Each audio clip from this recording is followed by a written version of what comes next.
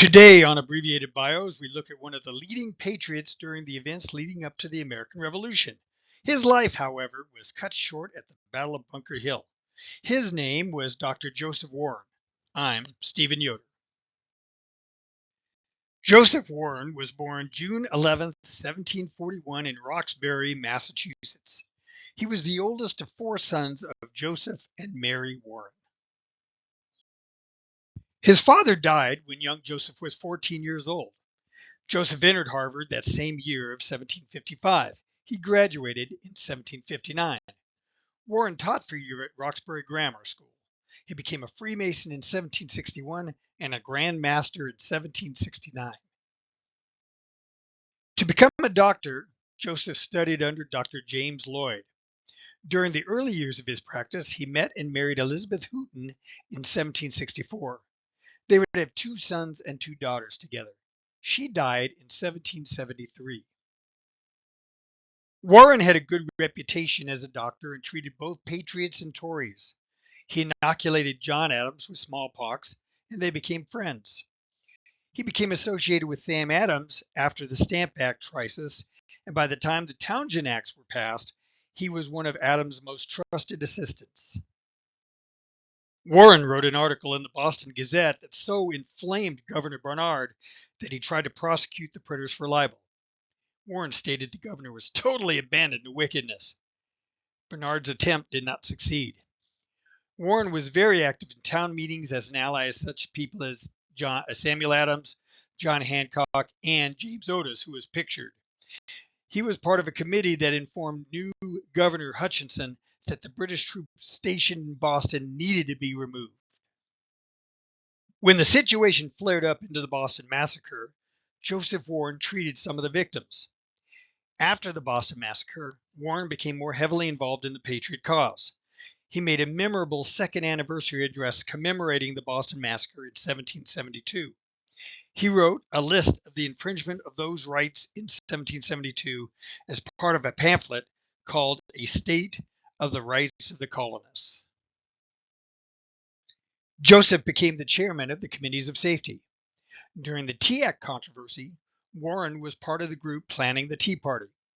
The British response to the dumping of the tea into Boston Harbor were the coercive acts known in America as the Intolerable Acts, which included closing Boston Harbor, shutting down town meetings, and expanding Quebec south and establishing the Catholic faith next to 13 colonies.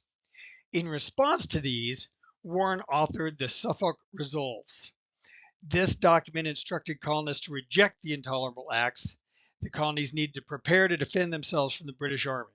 He advocated a boycott of all commercial intercourse with Great Britain and abstained from the consumption of British merchandise and manufactures.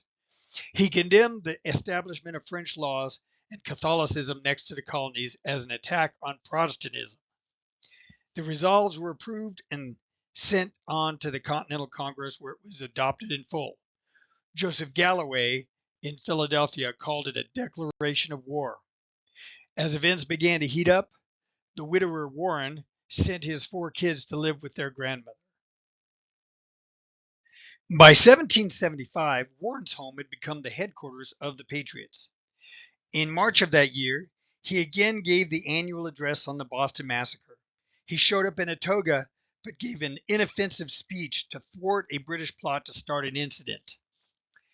When the British suggested that the Patriots were cowards, Warren stated, "These fellows say we won't fight. By heavens, I hope I shall die up to my knees in blood." In April of 1775, Warren ordered Paul Revere and William Dawes to head to Lexington to warn Samuel Adams and John Hancock that the British were coming to arrest them.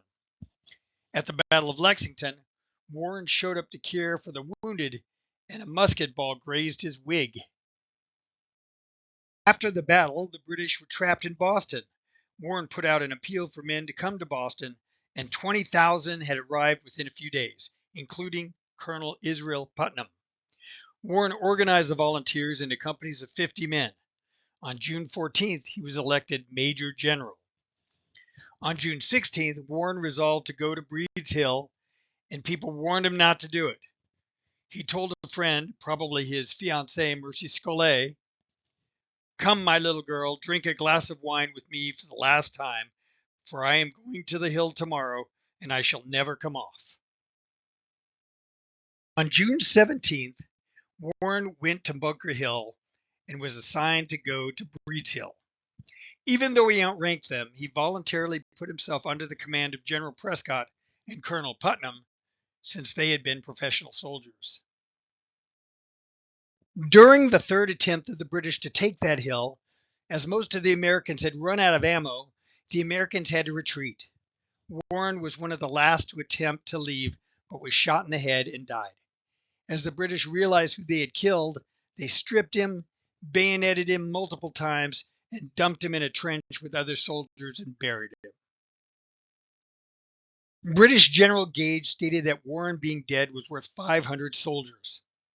His body was eventually identified by Paul Revere by the set of false teeth he had made for Warren. Warren was mourned throughout the colonies.